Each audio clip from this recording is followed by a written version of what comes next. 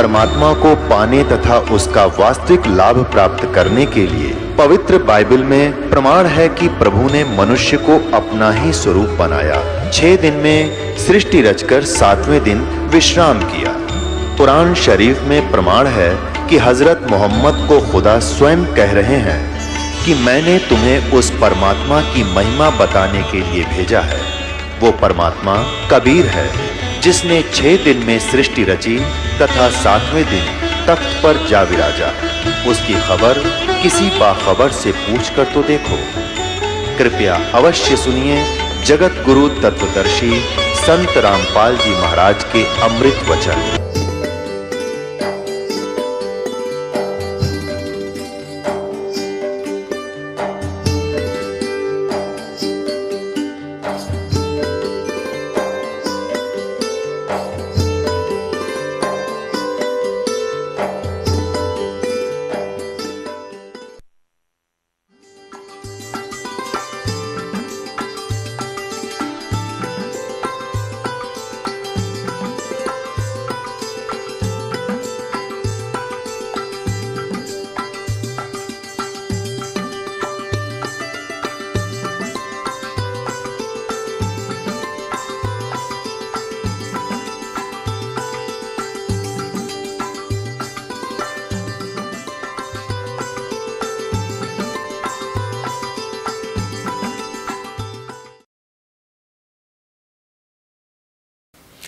अब देखिएगा, ये है हंस योग प्रकाश 290 पृष्ठ पे, हम 291 पे पढ़ेंगे। यहाँ पर खेचरी मुद्रा विधि।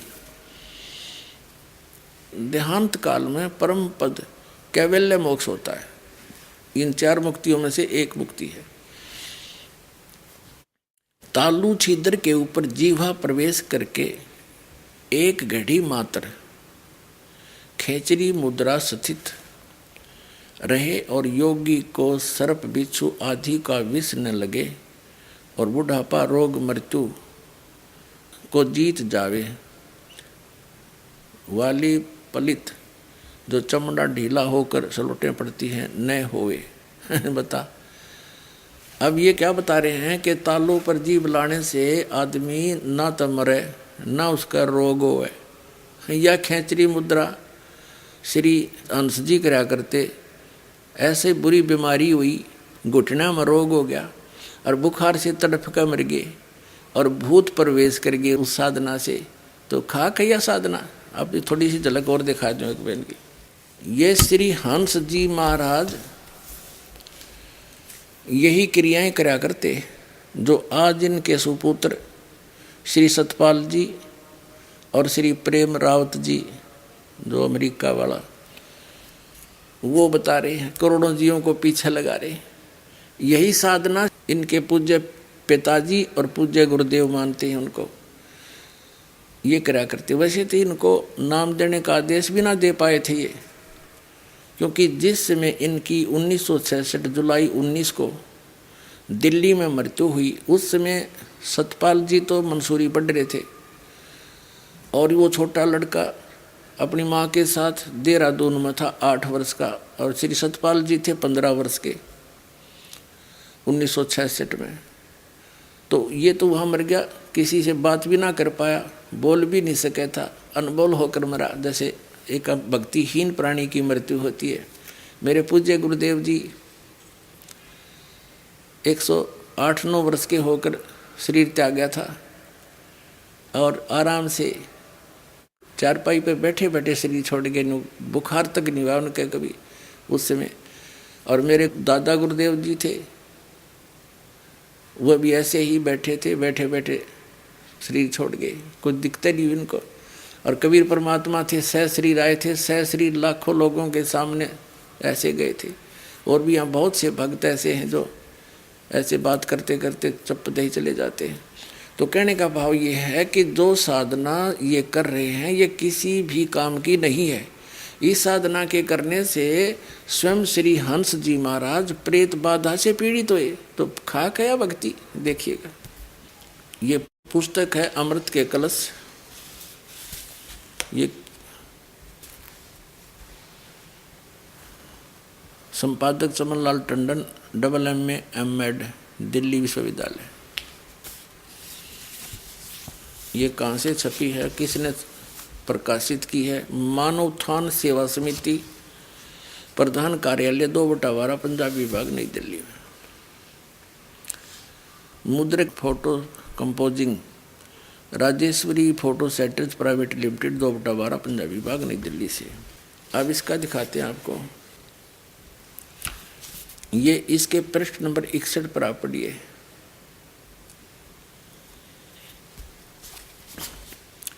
सन 1922-23 में श्री महाराज जी को उपदेश हुआ। नाम लिया इन्होंने, एक स्वरूपानंद महाराज से, नंगली वाले थे। और 1926 में गुरु महाराज ने उन्हें उपदेश देने की आज्ञा दे दी। उपदेश प्राप्त करने के पश्चात श्री महाराज जी ने गुरु महाराज की शरण में रहकर उनकी आज्ञानुकूल साधना में प्रचार में अपना जीवन को लगा दिया। उपदेश के पश्चात श्री महाराज जी ने अपने गांव के पास उत्तराखंड की तपोभूमि में कई वर्ष कठोर तप और भजन किया। मानव उत्थान सेवा समिति श्री सतपाल जी महाराज की प्रेरणा से हंस स्मृति में वहाँ एक स्मारक बनाने का फैसला कर चुकी है। अब हम ये बताना चाहते हैं, कठोर तप किया और भजन किया। क्या तप किया और कौन सा भजन किया? गीता जी अध्याय नंबर 17 के और श्लोक नंबर, अभी दिखाता हूँ, क्योंकि ये रह कर एक मरना पड़ेगा, जब भी पुराना पेंट उतरेगा और तब ओरिजिनल टेकेगा। अब दिखाते हैं गीता जी अध्याय नंबर 17 में और श्लोक नंबर, ये दिखाते हैं आपको। उसमें कहा, ये देखिएगा, श्रीमद् भगवद गीता, गीता प्रेस गोरखपुर से प्रकाशित है। जयदयाल गोविंद का इसके अनुवादक है। 17वें अध्याय का ये 5 से शुरू करते हैं। ये 5वां श्लोक है। जो मनुष्य शास्त्र विधि से रहित केवल मन कल्पित घोर तप को तपते हैं, दंभ और अहंकार से युक्त, कामना, आसक्ति और बल के अभिमान से युक्त हैं। ये 6 में 5वां आपने पढ़ लिया। वे श्री रूप से सचित मुझ भूत समुदाय को और अंतःकरण सचित मुझ परमात्मा को भी करस करने वाले हैं। मुझे भी दुखी करते हैं। ऐसा घोर तप, कठोर तप करने वाले अज्ञानियों को तू असुर स्वभाव के जान। बता, गीता अध्याय नंबर 16 के श्लोक नंबर 23 में कहा है कि शास्त्र विधि को त्याग कर जो मनमाना आचरण करते हैं, उनकी ना तो कोई मोक्ष हो, गति हो, ना तो उनको गति प्राप्त हो, ना उनका कोई सुख हो और न ही कोई सिद्धि प्राप्त हो, ना उनकी परम गति हो, तो यूजलेस। तो इन्होंने शास्त्र विधि त्याग कर मनमाने अपने कल्पित घोर तप की साधनाएं की, तो जिससे इसकी क्या दुर्गति हुई, क्या हाल हुआ श्री हंस जी का, देखिएगा। अब हम आगे हैं वही पुस्तक अमृत के कलश और पुस्तक 61 पृष्ठ पे। यह पढ़ लिया आपने कि 1923 में इन्होंने दीक्षा प्राप्त की। 22-23 में श्री हंस जी महाराज को उपदेश हुआ और 1926 में इनको नामदान करने का आदेश दे दिया उस स्वरूपानंद जी नंगली वाले ने। और फिर इन्होंने उत्तराखंड में कई वर्ष तक कठोर तप और भजन किया। भजन खा किया है। हंस यहाँ पे कह रहे हैं जीव को हंस कहते हैं। जो शरीर छोड़कर जाता आदमियों का हंस उड़ गया, इसका वो जीव उड़ गया। जीव उड़ गया तो जीव की पूजा जीव कर रहा है। जीव जीव जीव जीव, उसने 2 भाग कर ले, चाहे 1 कर ले, हंस को चाहे जीव को, इनके शब्दों में। अब इस साधना को 40 वर्ष करने के उपरांत श्री हंस जी महाराज को प्रेत बाधा का शिकार होना पड़ा। जब भूत भी नहीं हटे इन साधनाएं, तो खा के इनकी भक्तियाँ। अब देखो इसके 383 पृष्ठ पे, ये अमृत के कलश पुस्तक चल रही है, 383 पृष्ठ पे। 1963 में, 1923 में नाम लिया, 1963 में 40 वर्ष के उपरांत कुछ लोगों ने 1963 में कुछ लोगों ने महाराज जी पर झूठे मुकदमे कर दिए, नाना प्रकार के झूठे इल्जाम उन पर लगाए गए। फिर महाराज जी को कचहरी में बुलाने के लिए एवं उनका निरादर करने के लिए, मान हानि करने के लिए बहुत से षड्यंत्र रचे गए। श्री महाराज जी उन दिनों बम्बई में थे। श्री महाराज जी को कचहरी में न जाना पड़े, इसके लिए उनको अस्पताल में भर्ती कर दिया गया। जब महाराज जी ने कहा कि तुम मुझे अस्पताल में क्यों दाखिल कर रहे हो, तो कहा कि महाराज जी आपके नाम के सम्मन जारी हो गए हैं और आपको दिल्ली कोर्ट में बुलाया है। महाराज जी ने कहा लेकिन मैं बीमार तो हूँ नहीं, यह तो झूठ ही होगा। तब जब डॉक्टर आएंगे और मुझे देखेंगे तो कहेंगे कि इन्हें तो कुछ है ही नहीं, मैं झूठा पड़ जाऊंगा। सुबह महाराज जी को भर्ती किया गया। शाम को डॉक्टरों ने आकर महाराज जी को देखना था।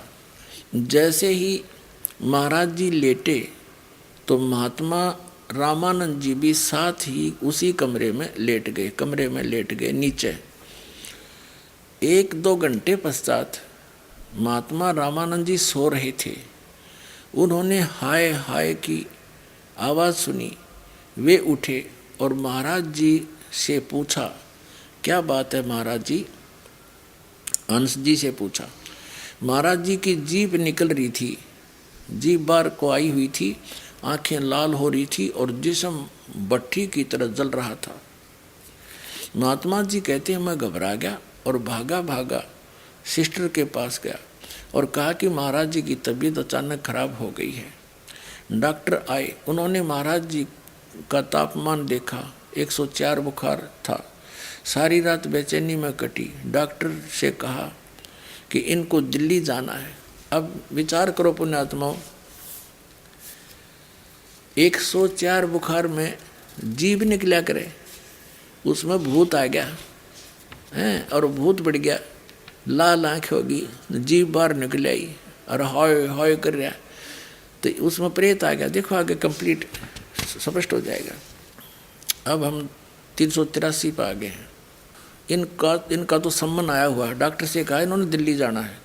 डॉक्टर ने कहा कि इस हालत में ये दिल्ली नहीं जा सकते।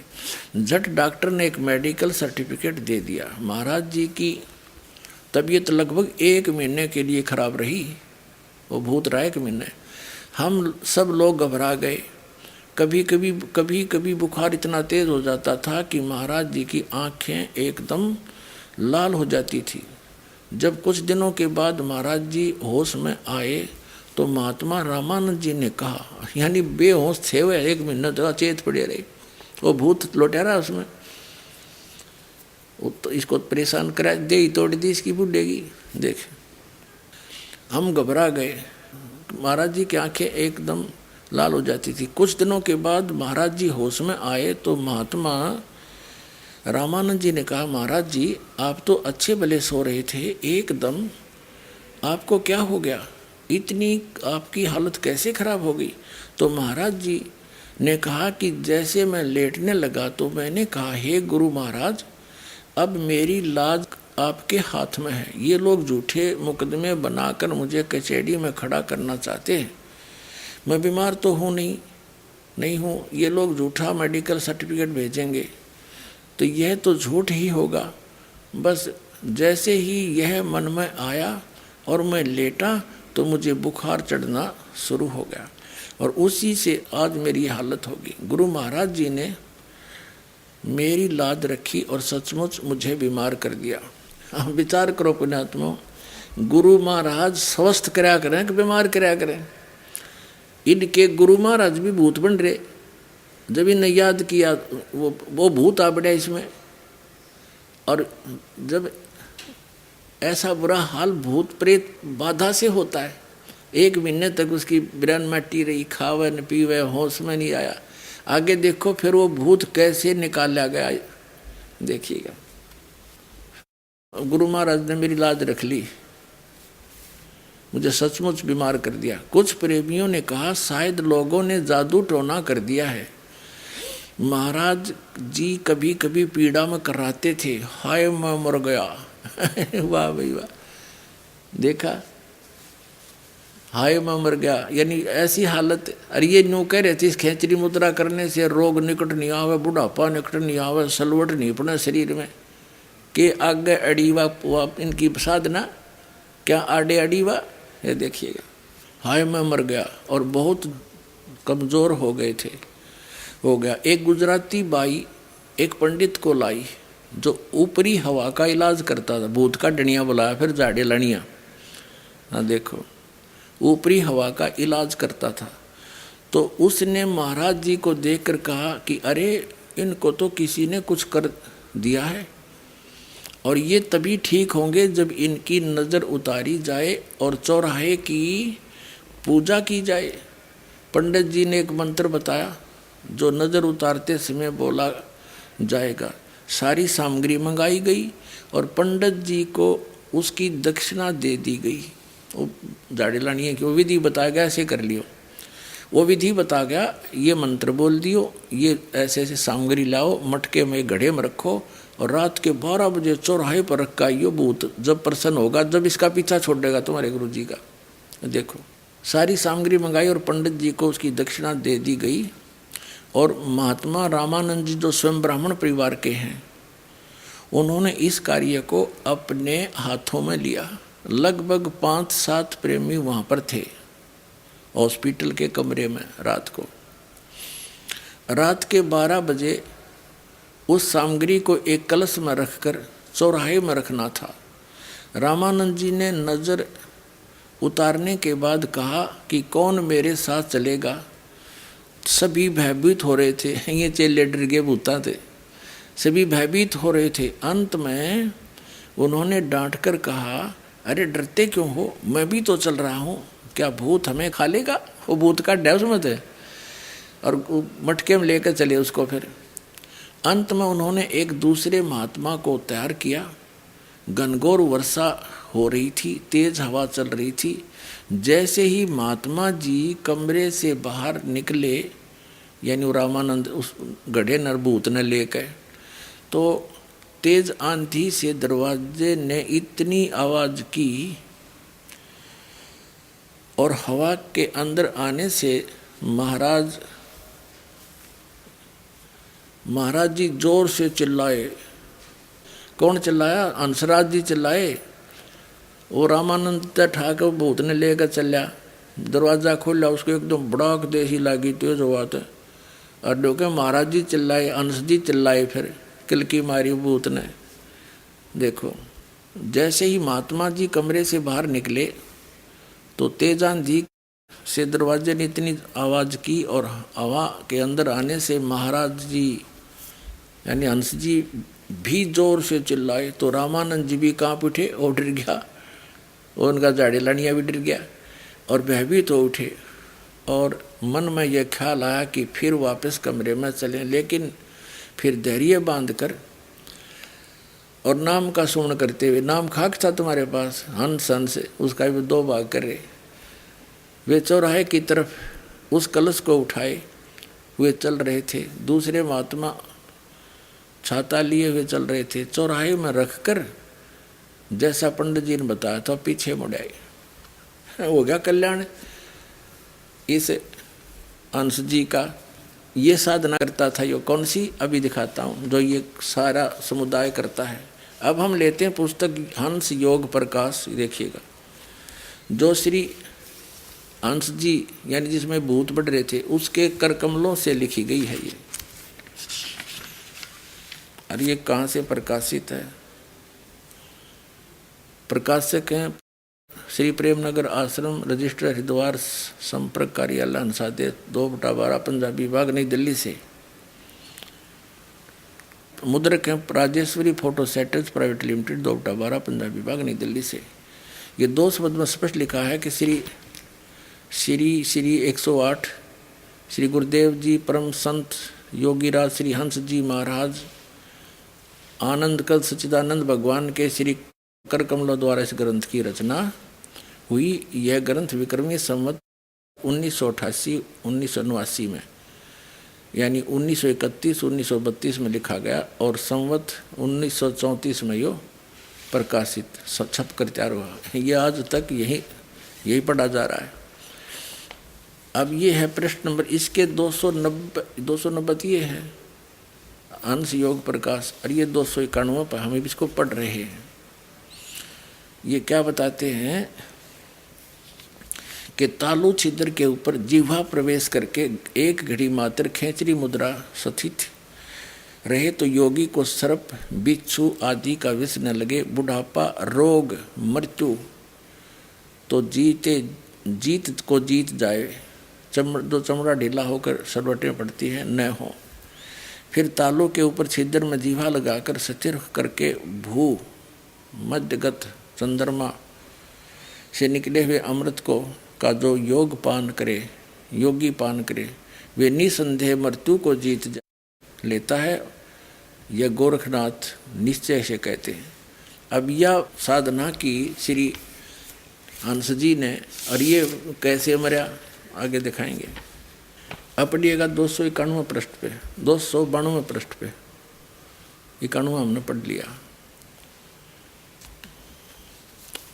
ये खेचरी मुद्रा सर्वसिद्धियों की माता है, यह देवी हमको प्राणों से भी अधिक प्रिय है। जो निरंतर इस अभ्यास से नित्य अमृत पान करता है तो उसके कारण शरीर सिद्ध हो जाता है, अर्थात नाश नहीं होता, और मृत्यु रूप हस्ती को खेचरी रूप सिंह मार देता है।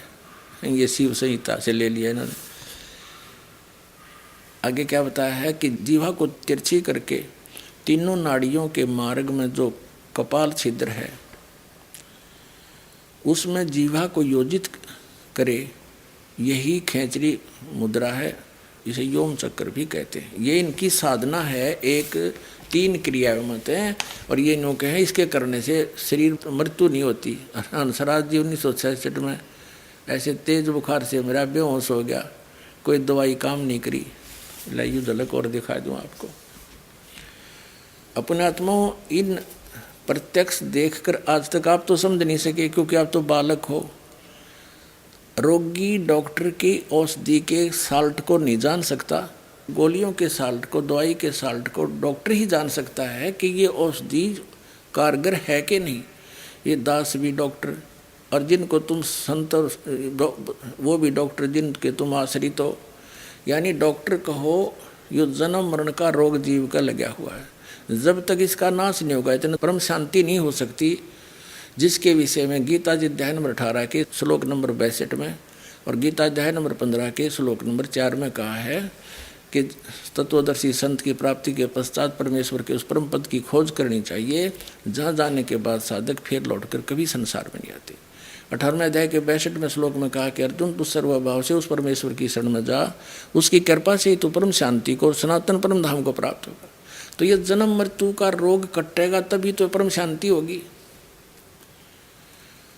तो ये दास भी अध्यापक, और जिनको तुम अध्यापक मान रहे हो वो भी अध्यापक, ये शास्त्र विरुद्ध ज्ञान दे रहे। ये शिव संहिता यानी किसी व्यक्ति विशेष ने, शिव जी का पुजारी ने अपना अनुभव लिख दिया, या फिर किसी उपनिषद से, तो इनसे जो उस अनुभव को ये आधार मानकर चल रहे हैं, अरे उसको करने से इनका क्या हाल हुआ ले दिखाती। अमृत का कलश पुस्तक फेर लेते हैं।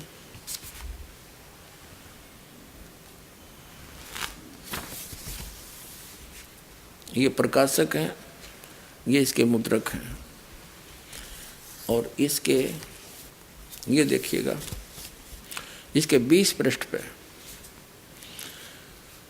ये राजस्थान में सत्संग समाप्त हुआ। श्री महाराज जी सत्संग में नहीं पधार सके, तबीयत बहुत खराब हो गई। तभी सभी को सोता हुआ छोड़कर 18 जुलाई को श्री महाराज जी वापस दिल्ली आ गए। यद्यपि प्रार्थना की गई कि आपको देहरादून ले जाया जाए, वह आपका इलाज और सेवा शुश्रूषा ठीक ढंग से हो सकेगी, लेकिन इनकी देहरादून में इनका अपना निजी मकान भी था, दिल्ली में भी इनकी कोठी थी। महाराज जी ने सिर ला दिया और दिल्ली ले जाने के लिए संकेत किया। शक्ति नगर कोठी में जिस कमरे में गुरुदेव पहले ठहरा करते थे, उसमें न ठहर कर बाहर वाले कमरे में ठहरे, जहाँ पर साधारणतः श्री महाराज जी के ज्येष्ठ पुत्र, ये बाल भगवान, श्री सतपाल जी को ही बाल भगवान बोलते हैं, श्री बाल भगवान जी दिल्ली पधारते थे तो ठहरते थे। बुखार और तेज होता जा रहा था।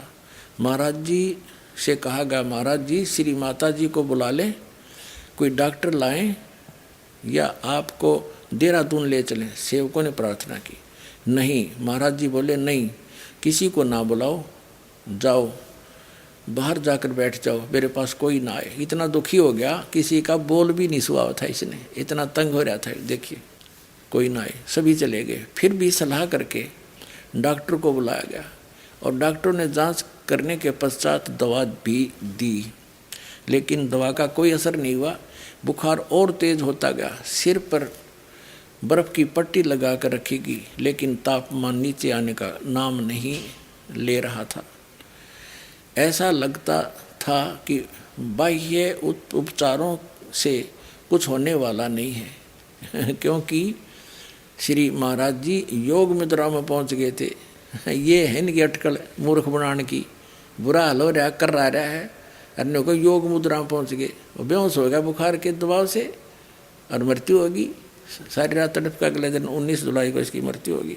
ये देखो, ये वही 20 पृष्ठ पे हम पढ़ते हुए आ रहे हैं। सावन मास की सोमवती अमावस्या की अमृत बेला ब्रह्म मुहूर्त 19 जुलाई 1966 की प्रातः 3 बजे जगत से ये महान पुरुष हंस प्रभु संसार से महाप्राण कर गए। अब देखो इससे क्या क्या सिद्ध हो गया कि जो साधना ये करते थे उसने कोई इनका प्रोटेक्शन नहीं किया। ये कर ही नहीं सकती। शास्त्र भी गीता कर्मणाचरण जो करते हैं, गीता जी अध्याय नंबर 16 के श्लोक नंबर 23 और 24 में स्पष्ट किया कि वो बालकों का लेख है। उसके सारा विरुद्ध इन साधना और सारा विरुद्ध ज्ञान जनता में बांटा और आप भी ग्रहण किया तो क्या हाल हुआ। अन्य का क्या होगा, अंडरस्टूड है। जब तक पुण्य चलते हैं प्राणी के पूर्व जन्मों के, जैसे बैटरी चार्ज होती है और उसको से चार्जर भी ना ला रखा हो और चार्जर लगा रखा हो और वैसे टांग रखा हो जहाँ बिजली है ना उसमें, तो वो चार्ज नहीं हो रही। और जब तक वो उसकी अक्षमता पहले की है उसके अंदर जो रिजर्व कोटा, तब तक तो उससे बल्ब भी जग रहे हैं, पंखे भी चल रहे हैं, नो प्रॉब्लम। और जब वो एकदम डाउन होएगी क्योंकि चार्जर है ही नहीं, तो सारी प्रॉब्लम जो श्री हंस जी को भोगनी पड़ी 40 साल की साधना के बाद। और प्रेत प्रवेश कर झाड़े ला के निकलवा संत का, वो प्रेत बाधा दूर हुई। धिक्कार ऐसी भक्ति को। मनुष्य जीवन अपना भी डबो दिया करोड़ों का और सिर पर भार धर दिया इस भोली आत्मा ने। अब लिखा है इस अमृत के कलश में कि ये बता रहे हैं हंस जी के मैं पहले आर्य समाज के विचारों से प्रभावित था, ओम नाम का जाप करता था।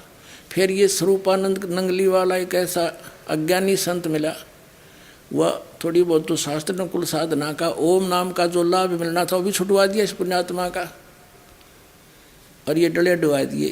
और यह इसने सहर स्वीकार कर ली क्योंकि हम बोले हैं, बालक है। हमने जो भी कोई अटपट सी बात अलग से दिखाता हमें अच्छी लगती है और उसको छोड़ देते हैं ओरिजिनल को। तो ऐसे ही इन्होंने दुरुक्ति अपनी कर ली और पूरे करोड़ों की संख्या में और डबो दिए। इनके पुत्र लग रहे विषय काम में, दुनिया के अनमोल जीवन का नाश करने के लिए।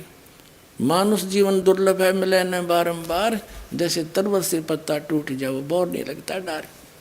अब ये और क्या क्रिया बताते हैं। अब हम फिर हंस योग प्रकाश जो श्री हंस जी की ही करती है, इन्हीं के द्वारा अनुभव लिखा गया अपना। ये देखिएगा, ये हंस योग प्रकाश में आ गई हम। वो अमृत का कलश हमने रख दी।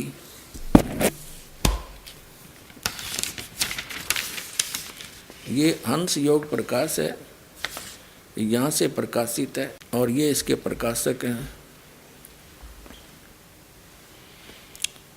ये मुद्रक है इनका। और इसमें स्पष्ट है कि महाराज जी ने अपने हाथ से लिखा है। अब हमने 292 में पढ़ लिया था जिसमें इन्होंने खेचरी मुद्रा का वर्णन बताया है, यह खेचरी मुद्रा के विषय में। अब अनहद नाद विधि या 293 पे है। जब आधी रात बीत जाए तब योगी पुरुष एकांत जगह में, जहाँ जीव जंतु किसी को बोल न सुने पड़े, वहाँ बैठकर दोनों हाथों से कान बंद करके पूरक और कुंभक करे, श्वास को रोककर ध्यान से सुने। ये इनकी अनहद साधना है। जो भीतर का नाद है उसको दाहिने कान से सुने और पहले झिंगर कैसा नाद मालूम होगा, फिर वंशी कैसा शब्द होगा, फिर उसके बाद बादल की गर्दन होगी, फिर झांझा की आवाज़ हो आवेगी, फिर भौरा का शब्द होगा, आगे घंटा और कांसे के पात्र की आवाज़ आएगी, फिर तुरई का शब्द तथा भेरी मृदंग और नगाड़े की आवाज़ आएगी। ये कोई अन्य किसी संत का अनुभव जो संस्कृत में लिखा है, ये अनुवाद करके इन्होंने अपने प्रमाण में लिया है कि ये साधना ये ऋषि भी करते थे। कान बंद करके अंदर अनहद नाद सुनना, ये इनकी क्रिया। और इसको यही साधना एक खेचरी मुद्रा को छोड़कर प्रकाश देखना, अनहद धुन सुनना और पांचों नाम काल के जाप करना, ये राधा स्वामी पंथ वाले बताते हैं। और वही साधना ये इनकी है। सबका मिलजुला कर इनका सारा वही खिचड़ी पक रही है, काल के ही जाल में फंसे पड़े हैं। वर्तमान के अंदर श्री सतपाल जी महाराज जो श्री हंस जी के सुपुत्र हैं, और इनको नाम दान का भी ये आदेश ना दे पाए, क्योंकि ये तो 1966 में बेहोश होकर मर गए। उस समय श्री सतपाल जी महाराज तो मंसूरी पढ़ रहे थे। ये देखिएगा, ये अमृत के कलश पुस्तक है इन्हीं की। अब वो हंस योग प्रकाश हमने रख दी, अब हम ये अमृत के कलश ये पढ़ रहे हैं। यहाँ से ये इसका लेखक है, ये यहाँ से प्रकाशित है, और ये यहाँ से मुद्रित है। अब इसके हमने 20 पर पढ़ लिया था कि 19 जुलाई ब्रह्म मुहूर्त में ये बेहोश होकर मरे थे। यहाँ पर इन्हें पता भी नहीं था, ये ऊपर आपने देख ही लिया, संकेत दिया। महाराज जी को ये राजस्थान से दिल्ली ले आए शक्ति कोठी में, शक्ति नगर कोठी में, और वहाँ फिर ये डॉक्टरों ने इलाज किया, बुखार तेज होता जा रहा था। महाराज जी इनसे कहा श्री माता जी को बुला दें, ये न मना कर दिया, किसी को ना बुलाओ, तुम बाहर चले जाओ, बाहर जाकर बैठ जाओ, मेरे पास कोई ना आए। फिर भी सलाह करके डॉक्टरों को बुलाया गया। डॉक्टरों ने जांच करके पश्चात दवा भी दी, लेकिन दवा कोई असर नहीं हुआ। बेहोश हो गए, ये अचेत हो गए, बुखार और तेज हो गया। सिर पर बर्फ़ की पट्टी लगातार रखी गई, लेकिन तापमान नीचे आने का नाम नहीं ले रहे थे। ऐसा लगता था कि बाह्य उपचारों से कुछ होने वाला नहीं है, क्योंकि श्री महाराज जी योग मुद्रा में पहुँच चुके थे। अचेत हो गया था, बेहोश हो गया। फिर इस तारीख को ये महाप्राण कर गए, 19 जुलाई 18 की ये बात है। सारी रात दुख पा गए और प्रातः 3 बजे 1966 को ये महाप्राण कर गए। ठीक है, अब यहाँ 21 पर देखिएगा, इसके 21 पे तुरंत ड्राइवर ने कार में पार्थिव शरीर को रखा और कुछ प्रेमियों के साथ वे देहरादून के लिए रवाना हो गए। दिल्ली से टेलीफोन पर सूचना दे दी गई कि महाराज जी आ रहे हैं, कमरा तैयार रखा जाए। जैसे ही देहरादून कोठी में कार पहुंची और लोगों ने महाराज जी के पार्थिव शरीर को देखा तो सभी फूट फूट रोने लगे। श्री माता जी शोक व्याकुल हो अचेत हो गई। श्री महाराज जी के ज्येष्ठ पुत्र श्री बाल भगवान यानी सतपाल जी महाराज जी को मंसूरी से बुला गया। ये मंसूरी पढ़ रहे थे जब 15 साल के थे। 1966 में ये 15 साल के थे, 1951 में इनका जन्म हुआ, तो वहाँ से बुलाए गए। तो कहने का भाव ये है, और ये वो छोटा लड़का जो इनके पास था, माता जी के पास देहरादून था, ये वो 8 वर्ष का ही था सारा। तो कहने का भाव ये है कि ये इन दोनों को नाम देने का आदेश भी ना देंगे, और आगे फिर ये स्वयंभू संत बन गए। 2 भाई न्यारे न्यारे लागे, एक में काम नहीं चला था। अगर ये सच्ची भक्ति होती तो विश्व में एक का संत बतेरा। तो पुण्यात्माओं, श्रद्धालु तो श्रद्धालु ही होते हैं। संतों पर विश्वास किया कि बड़े परम संत बड़े पहुँचे हुए होंगे, इनको कख भी पता नहीं। ये क्या बताते हैं, भगवान केवल ज्योति स्वरूप है, उसका ज्योति स्वरूप ही देखा जाता है, ज्योति ही दिखाई देती है, यही उसका असली रूप है। ये ज्योति स्वरूप तक काल की है, ये सामने आता नहीं। ये प्रकाश जो देखा ये काल का देखा जाता है, और परमात्मा साकार है, मनुष्य सदृश्य है, वेदों में प्रमाण है। वो सतलोक में रहता है। ये देखिएगा, एक पुस्तक है अध्यात्म शंका समाधान, किसके द्वारा इसका शंका समाधान किया गया है? अध्यात्म शंका समाधान संत सतपाल जी महाराज, लेखक महात्मा हरि संतोषानंद। ये प्रश्न उत्तर सतपाल जी के हैं और लेखक है सिर्फ ये महात्मा हरि संतोषानंद। प्रकाशक हैं ये मानव उत्थान सेवा समिति 2/12 पूर्व पंजाबी बाग नई दिल्ली 26 से। और मुद्रक हैं इनके, ये मुद्रक हैं Rajeshwari photo setters private limited 2/12 पूर्वी पंजाबी बाग नई दिल्ली से। ये 5 नंबर पृष्ठ पे श्री सतपाल जी से प्रश्न किया गया कि सभी धर्मों के लोग कहते हैं भगवान एक है, परमात्मा एक है, लेकिन इस एक भगवान या परमात्मा का स्वरूप क्या है? क्या हम भी उसका दर्शन कर सकते हैं? उत्तर श्री सतपाल जी दे रहे हैं, भगवान एक है, वह सहज प्रकाश स्वरूप है। रामचरितमानस में भी कहा कि सहज प्रकाश रूप भगवाना, नहीं पुनि विज्ञान बिहाना। प्रश्न नंबर 9 पर शंका समाधान के प्रश्न किया, किसी ने मानव उत्थान सेवा समिति के मंत्र से भगवान के सच्चे स्वरूप की चर्चा की जाती है। यह बहुत अच्छी बात है, परंतु हम यह कैसे माने कि आपकी संस्था, सतपाल जी से प्रश्न किया, द्वारा बताया गया ज्ञान सच्चा है और बाकी अन्य सभी का ज्ञान झूठा है? उत्तर, हमारे ऋषि महर्षियों, तत्वज्ञानी महापुरुषों एवं मनीषियों ने परमात्मा के सच्चे रूप को जानकर ध्यान किया था। ध्यान की अनुभूतियों को उन्होंने ग्रंथों में वर्णन किया है। ज्ञान वह सच्चा है जो तीनों अवस्थाओं में एक सा रहे। जैसे धर्म ग्रंथों में परमात्मा के स्वरूप का वर्णन है, वैसा ही गुरु भी ज्ञान देते हैं तथा ठीक वैसा ही ध्यान अवस्था में अनुभूति होती है। भगवान श्री कृष्ण ने गीता में बताया है कि परमात्मा का सच्चा स्वरूप दिव्य ज्योति परम प्रकाश है। रामायण में भगवान को प्रकाश रूप ही बताया गया। वेद और उपनिषदों में 10 पृष्ठ पागे परमात्मा को दिव्य ज्योति स्वरूप ही कहा गया है। संत कबीर, गुरु नानक, महात्मा बुद्ध, ईसा, मोहम्मद, मूसा ने भी प्रकाश स्वरूप परमात्मा का ही ध्यान किया। सभी संतों व ग्रंथों ने एक स्वर में कहा है कि उस प्रकाश स्वरूप परमात्मा का ज्ञान समय के सच्चे सतगुरु ही करा सकते हैं। अपने आत्माओं, अब ये श्री सतपाल जी के सट्टे मारे हैं नो का वेदों में भी परमात्मा ज्योत स्वरूपी लिखा है। कबीर साहब भी ज्योत स्वरूपी बताते थे, नानक जी भी प्रकाश ही बताते थे। इन्हें खाक पड़ा फिर वेदों को हैं।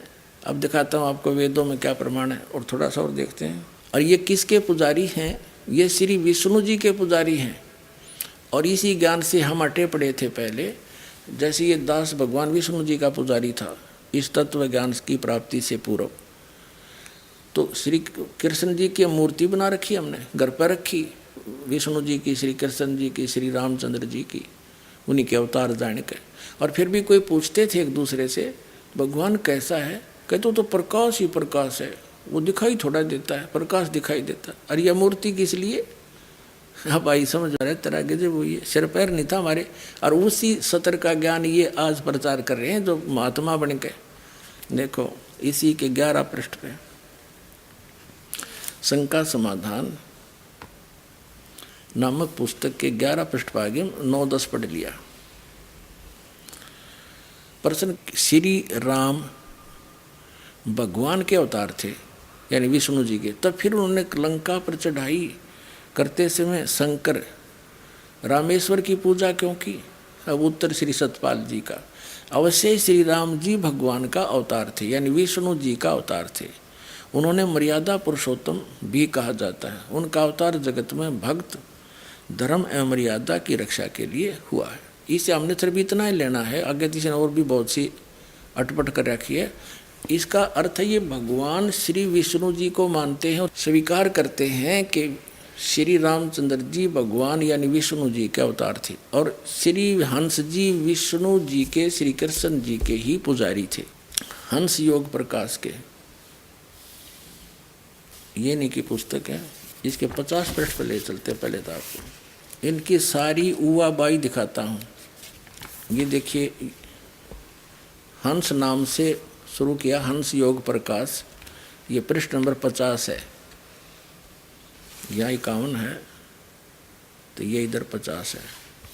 तो हम यहाँ पढ़ रहे हैं, शांत स्वरूप शेष पर शयन करने वाले, नाभि कमल से संसार को बनाने वाले, और देखो ऐसे लक्ष्मीपति कमल नेत्र सब लोकांतरों के स्वामी श्री हरि को मेरी वंदना, बारंबार मेरा नमस्कार है। इति सिद्धम श्री हंस जी और श्री सतपाल जी और श्री बाल योगेश्वर जिसको कहते हैं श्री प्रेम रावत जी, ये दोनों भाई और इनका पिताजी, ये श्री विष्णु जी के पुजारी हैं। विष्णु जी इज सतोगुण विष्णु। इन 3 भगवानों में से, 3 प्रभुओं में से श्री ब्रह्मा जी रजगुण है, श्री विष्णु जी सतगुण हैं और श्री शिव जी तमोगुण है। इनमें से ये एक के पुजारी हैं, श्री विष्णु जी के। विष्णु जी श्री कृष्ण जी और राम जी के ये पुजारी हैं और अपना अनुभव कथ रहे हैं। हंस नाम जपो, दुनिया को भ्रमित कर रहे। और ये अटपट खेचरी मुद्रा ये किसी सदग्रंथ में प्रमाण नहीं है। इन ऋषियों के या अन्य जो पथभ्रष्ट लोगों के बनाए अनुभव की पुस्तकें मान्य नहीं होती अध्यात्म मार्ग में। देखो, किसी बच्चे ने कोई मैथमेटिक्स की प्रॉब्लम यानी कोई प्रश्न हल कर रखा है और वो गलत कर दिया, तो उसको ठीक करने के लिए हमने मूल पाठ को पढ़ना पड़ेगा। उसमें क्या बात कही गई है, उसके मूल को पढ़कर ही आगे वो इक्वेशन, वो प्रॉब्लम यानी प्रश्न ठीक हो सकता है, वो क्वेश्चन का आंसर सही बन सकता है। अगर हम उस गलत को आगे गलत पर चलते रहेंगे तो उससे नहीं हो सकता। तो हमने अपने मूल सदग्रंथों को पुनः देखना पड़ेगा, वेद और गीता और परमेश्वर के द्वारा बोले गए कबीर वाणी को, सच्चिदानंद घन ब्रह्म की वाणी को पुनः देखना पड़ेगा। तब ही हम इस उलझी हुई गुत्थी को ठीक से समझ सकेंगे, सुलझा सकेंगे। अच्छा, यहाँ तो ये बता दिया, इनका सिर पैर नहीं, कोई जिसको ज्ञान नहीं वो ऐसे अटपट किया करता है। उवाबाई बोलते हैं इसको। कबीर साहब कहते हैं सटदल उवाबाई बकदा, ये उवाबाई बकते हैं। आगे फिर क्या बताते हैं देखिए, ये प्रस्तावना है इनकी, ये प्रस्तावना है, इसमें पृष्ठ कोई नहीं है। इसके यहाँ दूसरे पृष्ठ में लिखा है कि तत्व बोध आदि शास्त्रों में लिखा है कि ब्रह्म का इस प्रकार चिंतन करना चाहिए, जो एकांत में बैठे तो ब्रह्म का ही चिंतन करे और जो परस्पर बात करे तो ब्रह्म की ही करे। किसी को कथन करना हो तो ब्रह्म का ही करे, यही ब्रह्म प्राप्ति का सहज उपाय है। बता, ये ब्रह्म तक काल है और इसका ओम नाम है, वो इन्हें छोड़ दिया। बातें करें ब्रह्म की, कदे श्री विष्णु जी को प्रणाम है और ब्रह्म का चिंतन करें। ब्रह्म तो काल है, उसका ओम नाम है, वो तुमने छोड़ ही दिया। अब देखो, दिखाते हैं, अब अपने और सदग्रंथ दिखाते हैं, ये क्या बताते हैं देखिएगा। श्रीमद् देवी भागवत में, ये देवी पुराण है, गीता प्रेस गोरखपुर से प्रकाशित है, गीता प्रेस गोरखपुर। इसके संपादक है हनुमान प्रसाद पोदार चमनलाल गोस्वामी और ये यहाँ से छपी है, गीता प्रेस गोरखपुर से छपी है। इसके 562 पृष्ठ पर और 7वां स्कंद है ये 562 पृष्ठ पर हम यहाँ पढ़ेंगे। देवी का हिमालय को ज्ञानोपदेश, ब्रह्म स्वरूप का वर्णन, ब्रह्म के बारे में बताया। श्री देवी जी कहने लगी, पहले तो अपने बारे में बताया, फिर इसको आगे नकार दिया है। उस ब्रह्म का क्या स्वरूप है यह बतलाया जाता है, जो प्रकाश रूप, सबके अत्यंत समीप में सचित हृदय रूप गुहा में सचित होने के कारण गुहाचर नाम से प्रसिद्ध है और महान अर्थात परम प्राप्य है। वह समस्त प्रजा के ज्ञान से परे है, वह यह परम सत्य और अमृत अविनाशी तत्व है। सौम्य, उस वेदने योग्य लक्ष्य का तुम वेदन करो, मन लगाकर उसमें तन्मय हो जाओ। सौम्य यहाँ बताया कि परवण ओम धनुष है, परवण कहें ओम ने, ओंकार ने, धनुष है, जीवात्मा बाण है, और ब्रह्म को उसका लक्ष्य कहा जाता है। यानी ब्रह्म की उपासना करो, ओम नाम जाप करो। ये देखिए, फिर यहाँ से शुरू किया है, उस एकमात्र परमात्मा को ही जाने, दूसरी बातों को छोड़ दें। यही अमृत रूप परमात्मा के पास पहुँचाने वाला पुल है। संसार समुद्र से पार होकर अमृत स्वरूप परमात्मा को प्राप्त कराने का यही सुलभ साधन है। इस आत्मा का ओम के जप के साथ ध्यान करो। इससे अज्ञान में अंधकार से सर्वथा परे और संसार समुद्र से उस पार जो ब्रह्म है उसको पा जाओगे, तुम्हारा कल्याण हो। ओम नाम ब्रह्म का है और ओम नाम के जाप से ब्रह्म प्राप्ति है। ये देखिएगा 263 पृष्ठ पर हम पढ़ रहे हैं। वह यह सबका आत्मा ब्रह्म ब्रह्मलोक रूप दिव्य आकाश में रहता है। अब इस सदग्रंथ से हमने सिर्फ इतना ही लेना था कि ब्रह्म प्राप्ति का, ब्रह्म का जो ध्यान करना है वो ओम नाम के जाप करते समय ओम का ही ध्यान करना है, और ओम के जाप से ब्रह्म की साधना पूरी होगी, प्राप्ति होगी, वो ब्रह्म लोक में रहता है। और श्री हंस जी बात करते हैं ब्रह्म के ध्यान की, और नाम देते हंस, और इसी को कहते हैं ये ओंकार मंत्र है। इसमें है कि तो ओंकार मंत्र, प्रणव मंत्र है यही। प्रणव तो ओम को कहते हैं आपके समक्ष है, और ओम नाम के जाप से ब्रह्म प्राप्ति होती है। और ये बात करें ब्रह्म प्राप्ति की, नाम दे हंस, और क्रिया वो बताओ जो किसी संत ने नहीं की। अब जैसे दास ने कहा कि हमारे मान्य जो सदग्रंथ हैं, पवित्र चारों वेद और पवित्र श्रीमद् भगवद गीता, क्योंकि उन चारों वेदों का ही निष्कर्ष इस गीता ज्ञानदाता ने दिया है। और पवित्र परमात्मा पूर्ण ब्रह्म के मुख कमल से उत्तरित वाणी सच्चिदानंद घन ब्रह्म की वाणी यानी कबीर वाणी, ये हमारे प्रमाणित सदग्रंथ हैं, गॉड गिवन है। इसके अतिरिक्त जो उपनिषद हैं ये अपना अपना अनुभव प्रत्येक ऋषि और देव का है, देवी का है। अब जो इनका ज्ञान वेदों से मेल खाता वो सत्य है, बाकी सत्य नहीं, हमें मान्य नहीं है। पुण्यात्माओं, अब ये कैसे निर्णय करें कि पुराणों में कौन सा ज्ञान सच्चा है, कौन सा झूठा? तो ये जो ज्ञान है देवी जी ने बताया है, पुराणों में लिखा है, यदि ये गीता और वेदों में है तो ये सही है। आपको दिखाते हैं, देखिएगा श्रीमद् भगवद गीता, ये जयदयाल गोविंद का इसके अनुवादक हैं, गीता प्रेस गोरखपुर से प्रकाशित है। इसके अध्याय नंबर 8 के और मंत्र नंबर 13 में यह गीता ज्ञानदाता श्री कृष्ण में प्रवेश करके ये ब्रह्म और ये गीता ज्ञान दे रहा है। ये देखिएगा अध्याय 8 और इसका 13वां मंत्र है, ओम इति एकाक्षरम ब्रह्म व्याहरण माम अनुस्मरण ये प्रयाति तजंदेहम स याति परमाम गतिम। माम ब्रह्म, मुझ ब्रह्म का ओम इति एकाक्षरम, ओम यह है एक अक्षर है, नथिंग एल्स। व्याहरण माम अनुस्मरण, उच्चारण करके सिमरण करता हुआ, यह प्रयाति तजंदेहम, जो अंतिम सांस तक यानी आखिरी दम तक सुन करता हुआ, शरीर छोड़ते समय तक सिमरण करता हुआ जाता है, स याति परमाम गति, वो ओम से मिलने वाली परम गति को प्राप्त होता है। तो अब ओम से कौन सी परम गति प्राप्त होती है? आपने श्रीमद् देवी भागवत के 7वें स्कंद में आपके रूबरू कर दी दास ने। देवी जी कह रही है कि मेरी भी पूजा त्याग दो, सब बातों को छोड़ दो, केवल एक ओम नाम का जाप करो और उसके जाप से ब्रह्म की प्राप्ति होगी, और ब्रह्म लोक में रहता है। तो इससे सिद्ध हो गया कि ये ज्ञान पुराण का गीता से मेल खाता। गीता किससे मेल खाती? वेदों से। ये प्रमाण देते, गीता से भी पहले वेद प्रथम है, और इन वेदों से भी पहले सूक्ष्म वेद जो गॉड गिवन कबीर परमात्मा ने अपने मुख से बोला है वो प्रथम है। सेकंड ये चारों वेद हैं। इसके तीसरे नंबर पर श्रीमद् भगवद गीता है। अब वेद भी क्या बताते हैं देखिएगा।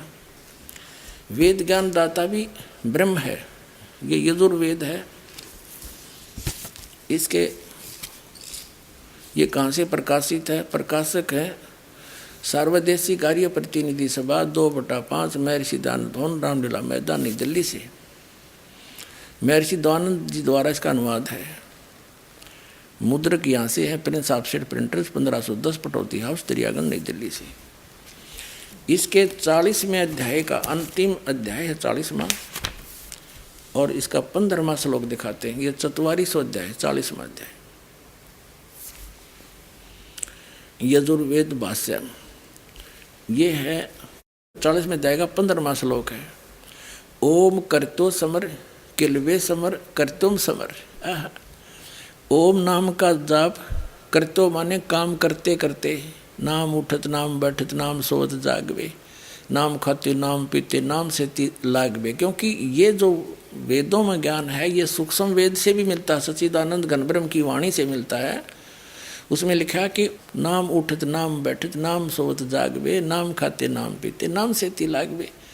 और गीता जी अध्याय नंबर 8 के श्लोक नंबर 5 और 7 में गीता ज्ञानदाता कहता है तू मेरी भक्ति करेगा मुझे प्राप्त होगा और मेरा सिमरण भी कर और युद्ध भी कर। 8वें अध्याय के 13वें श्लोक में उसने बता दिया मेरा मंत्र तो एक ओम है, नथिंग एल्स।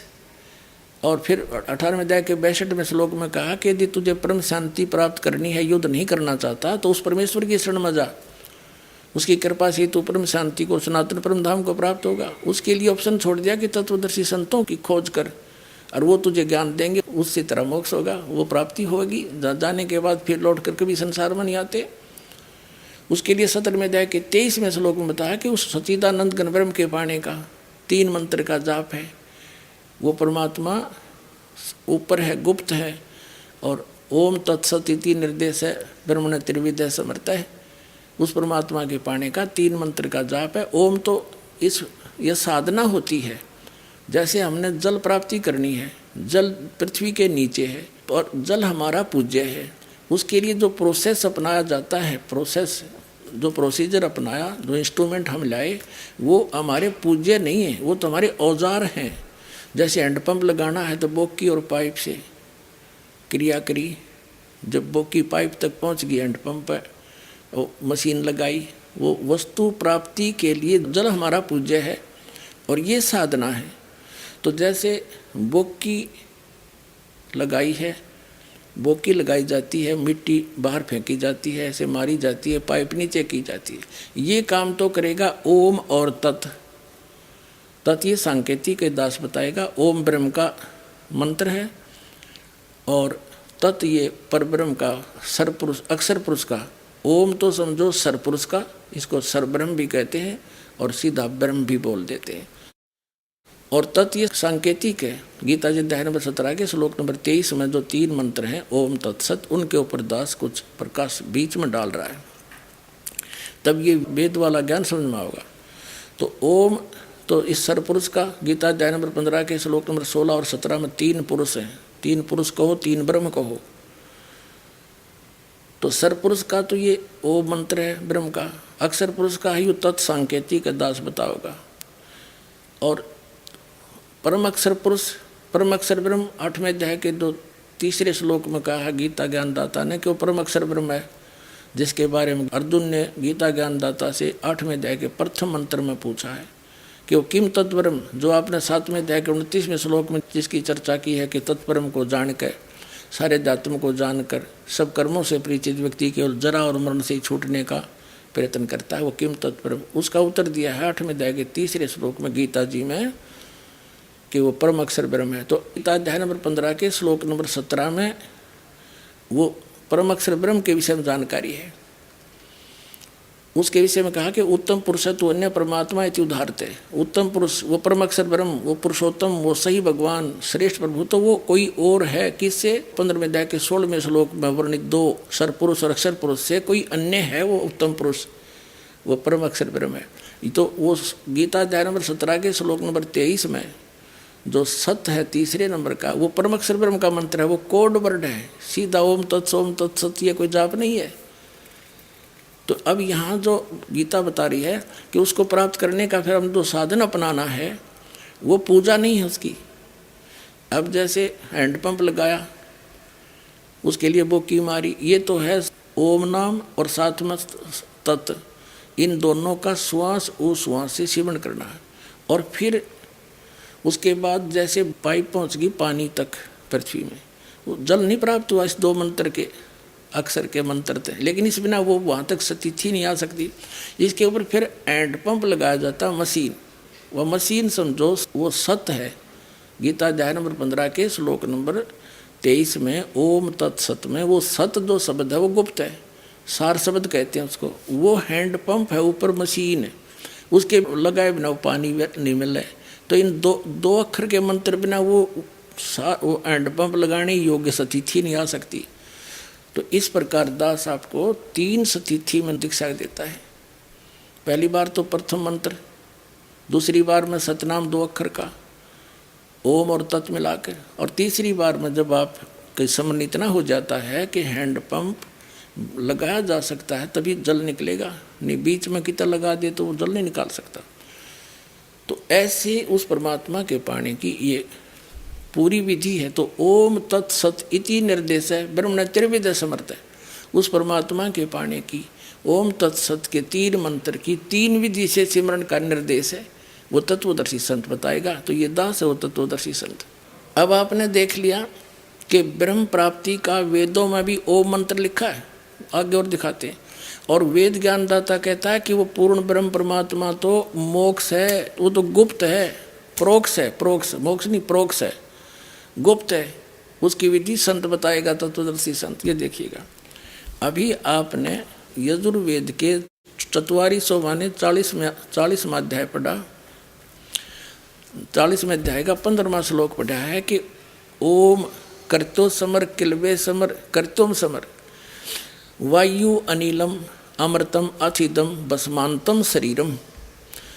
जब शरीर छूटेगा, अंत होगा, नाश होगा, भस्म होगा तेरा शरीर, तब तक इस ओम नाम का जाप काम करते करते सेवन करो, विशेष कसक के साथ सेवन करो। मनुष्य जीवन का प्रथम कर्तव्य जान के इसका सेवन करो। इससे आपका जो जीव है, वायु है, वो अमृतम अनिलम अमृतम अथिदम, यानी इतना अमृतो प्राप्त हो जाएगा जितना ओम से होना है। अब देखो, इस महर्षि दयानंद ने इसका अनुवाद करते समय ये विचलित है, क्योंकि महर्षि दयानंद जी ओम नाम के जाप का समर्थक नहीं था, इसलिए वो भी ऐसा दुखी होकर मृत्यु को प्राप्त हुआ 59 साल की उम्र में। और उसके ऐसा ठंड लगी, कोई दवाई काम नहीं करी, 1 महीने तक तड़फ तड़फ कर मुँह में छाले, सिर्फ सारे छाले, दवाई काम करे नहीं, और मृत्यु को प्राप्त हुआ। तो ये कोई साधक ऐसे मरते हैं? तो इनकी साधनाएं गलत थी। अब देखो, महर्षि दयानंद का अनुवाद 40वें अध्याय का 15वां मंत्र, हे कर्तो काम करने वाले जीव, तो शरीर छूटते समय, ये ओम शब्द है ना, ये ओम शब्द है, ओम अक्षर। इस ओम अक्षर का अनुवाद कैसे किया? इस नाम वाच्य ईश्वर का को स्मरण करे। ओम का स्मरण मत करो, जिसका ओम नाम है ना उसका स्मरण कर। और कोई बात हुई है? इससे सिद्ध है कि इसने अनुवाद भी गलत कर रखा है, और ओम नाम का जो जाप करने के हक में नहीं था। इसके सत्यार प्रकाश भी दिखाएंगे, अब इतना समय नहीं है। अब हम जो दिखाना चाहता है दास के ओम नाम का जाप करने का वेदों में भी प्रमाण है, केवल ओम ही जाप कर, नथिंग एल्स। और यही गीता जी में कि ब्रह्म की साधना का ओम जाप। आगे 40वें अध्याय के अंतिम मंत्र में 17वें में ये स्पष्ट किया है कि मुझ ब्रह्म का ओम मंत्र है और मैं ब्रह्मलोक में रहता हूँ ऊपर,